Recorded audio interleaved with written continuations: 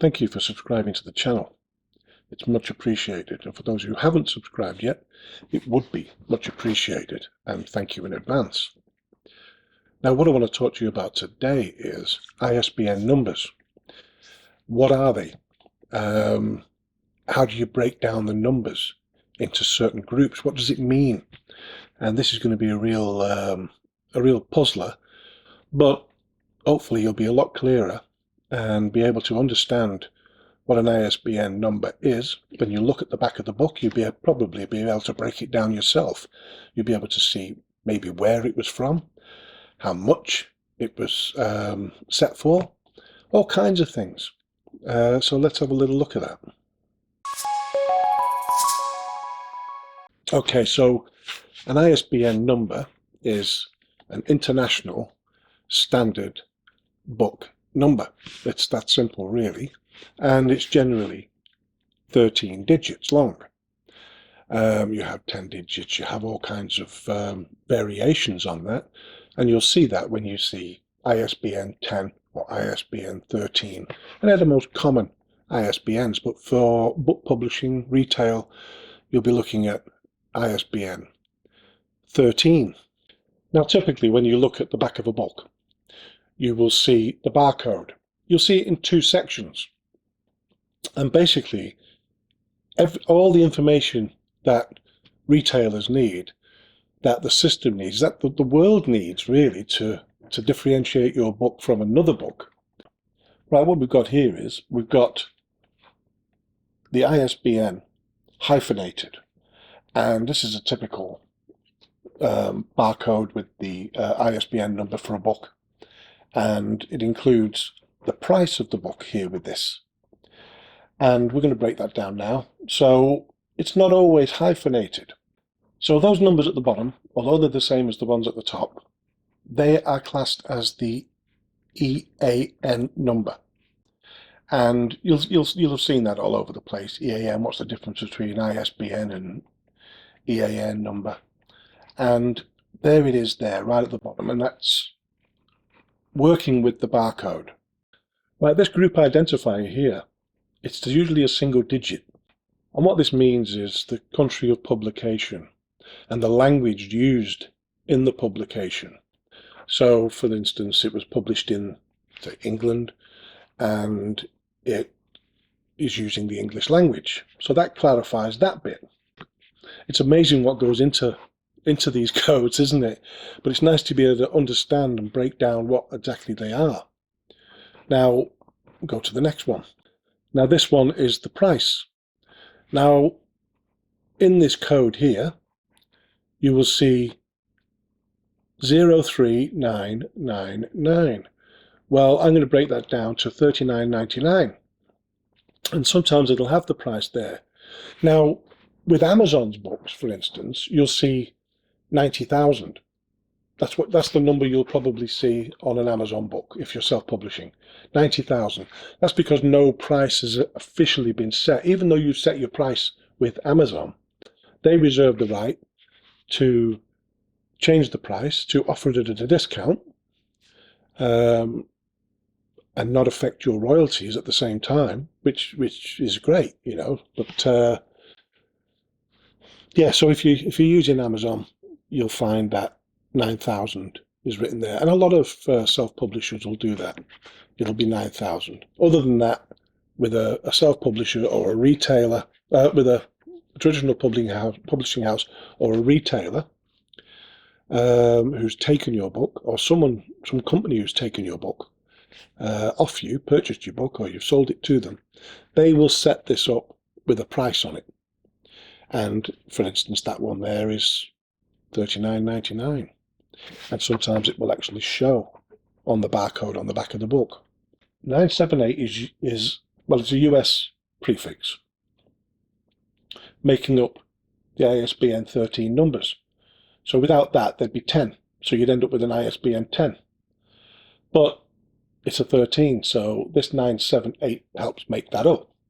Now, the chances are you're not going to be able to sell your book globally without that 978. You know, it's going to be making it much easier. It's a standard. And so that's what the first bit is.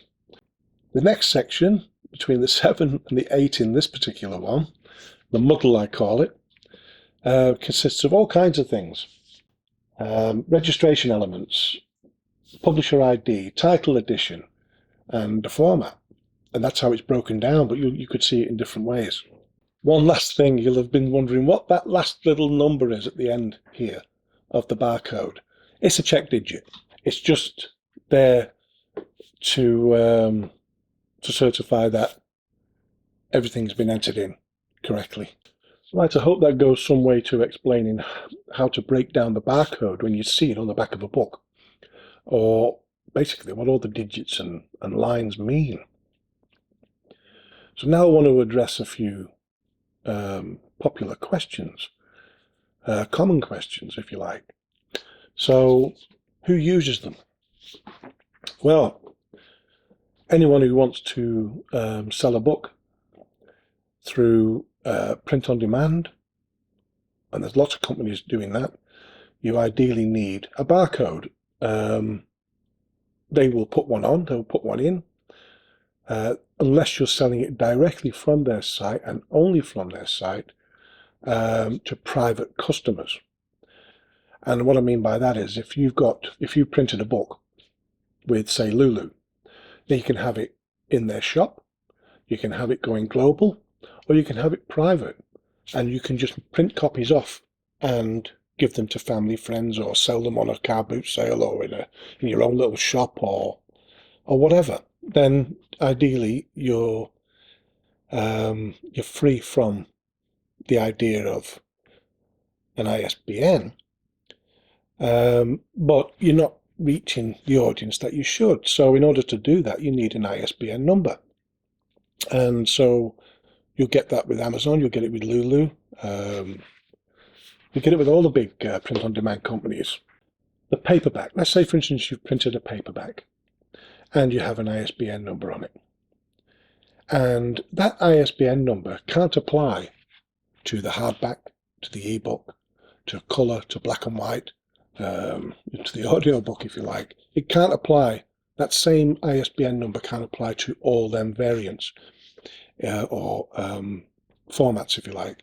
It has to be a different ISBN number for each one, so that retailers and the system can actually tell each book apart. But yeah, you don't need one if you're selling it privately, but it makes sense to get one. And if you are selling them privately, ideally get your own ISBNs, because you don't know what's going to happen in the future. It could be that it's a big winner, a bestseller. You know, it could be that somebody wants this book. A lot of people want this book, and without an ISBN number, you know, you might not, well, you won't actually make it into the bookstores and things. So start off with your own ISBN number, or use the free ones with the print-on-demand companies like Amazon and Lulu. Can I sell my book with the free barcode to any company? Well, no, is the short answer to that. Now, if you're working with another company, you need another barcode, but you can still sell the book, but just not with that barcode. So if you've published the book with Amazon and they've given you the ISBN barcode, or the ISBN number, let's just say, forget mentioning the barcode, just maybe confusing things there, but the ISBN number with Amazon, they give you the free one, then you can still publish your book with, say, Lulu or Ingram Spark or whatever, but you'll use a different ISBN number. And that goes for each format of your book. Now, what you won't be able to do is go global distribution or expanded distribution with other companies if you're already with one. Now, that's a pretty strict rule with Amazon, for instance. If they've got your book and you've decided to go expanded distribution, you can't then go expanded distribution or global distribution with Lulu. You can risk it, but it's not worth it because it's a condition and it's in writing from Amazon. You can't go global with anybody else if you're going with them, or expanded distribution. They all call it different things. I call it wide to cover everyone. if I use the free ISBN, does that mean I won't make it into bookstores? No, not at all. Because it's an ISBN, regardless. Now, if you've got an expanded distribution or gone global, just if you've gone wide, then with whoever the print-on-demand company is, then yeah, you've got every chance of it making into the bookstores. Now, what happens is the bookstores will look at certain titles from independent publishers. They prefer the independent publishers. And they'll look at some of these titles and go, yeah, that would look good, or that might work well with our adventure section, children's section, whatever. So maybe let's advertise that there.